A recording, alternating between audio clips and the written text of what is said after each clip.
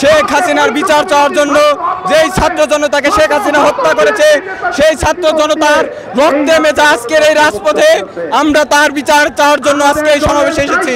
আশুলিয়া থানা নিরিবিলি এলাকায় আমার নামে একটি গাড়ি পোড়ানোর মামলা দিয়েছে, মিথ্যা ভিত্তির মামলা দিয়ে আমাকে ভোগান্তির সৃষ্টি করেছে। আমাকে বাসায় থাকতে দেয়নি, আমাকে বাড়িতে থাকতে দেয়নি, আমাকে রাস্তায় থাকতে দেয়নি।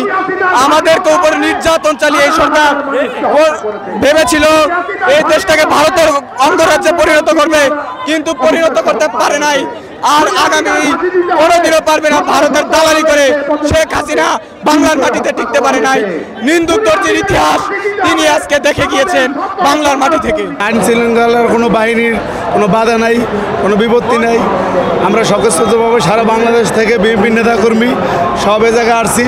ঢাকায় লোকারণ্য, তাই উৎসব মুখর পরিবেশে আমরা সমাবেশে আসতে পেরেছি।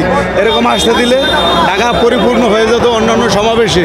বিভিন্ন জায়গায় বাধা দিছে, এবার সমাবেশে আমাদের কোনো বাধা নাই।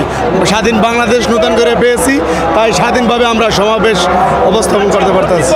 সমাবেশ ডাকলে তো জাম হবে, এক দিন কি আর হবে না? আমাকে সারা মাস বেড়ে ডাকে নাকি? তারা তো ডাকে না। জাতির কষ্ট হইতেই পারে, তাদের সাথে যদি আমরা কষ্ট করতে পারি তাহলে জাতি আমাদের জন্য কষ্ট করবে না কেন? সমাবেশে আসা যারা নেতাকর্মী যারা রয়েছেন, নেতাকর্মীদের সঙ্গে আমরা কথা বলেছিলাম। নেতাকর্মীরা এই সমাবেশকে কেন্দ্র করে অনেক প্রাণ চঞ্চল এবং উৎফুল্ল, একই সঙ্গে আনন্দিত। তারা বলছেন যে দীর্ঘদিন এমন সমাবেশ বিএনপির পক্ষ থেকে করতে পারেনি বিগত সরকারের আমলে, এবং গত 5ই আগস্ট যে একটি বাংলাদেশের যে একটি পরিবর্তন, সাবেক প্রধানমন্ত্রী স্বৈরাচার হিসেবে আখ্যায়িত করা এবং দেশ ছেড়ে ক্ষমতাচ্যুত প্রধানমন্ত্রী শেখ হাসিনা পালিয়ে যাবার পর মূলত দেশের মানুষ, ছাত্র জনতার যে বিপ্লব, এই বিপ্লবের পরে একটি নতুন বাংলাদেশ তারা পায়, এবং সেই বাংলাদেশে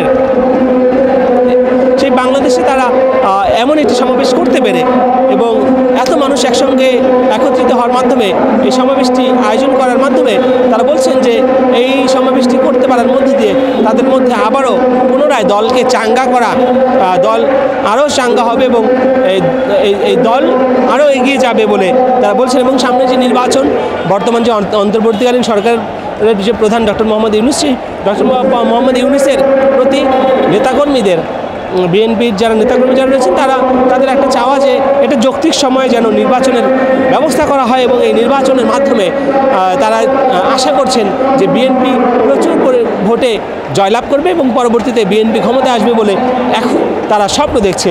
এবং তারা একই সঙ্গে আমরা যেটি দেখেছি যে দলীয় পতাকা মাথায় বেঁধে, দলীয় পতাকা উড়িয়ে উড়িয়ে কিন্তু সমাবেশস্থলে তারা স্লোগান দিচ্ছে, মিছিল করছে।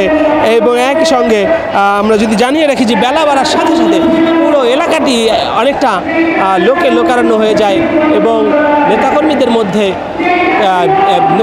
মধ্যে এক ধরনের যে আনন্দ, যে উৎফুল্ল, সেই আনন্দর কিন্তু বাঁধ ভাঙা উল্লাস আমরা দেখছি।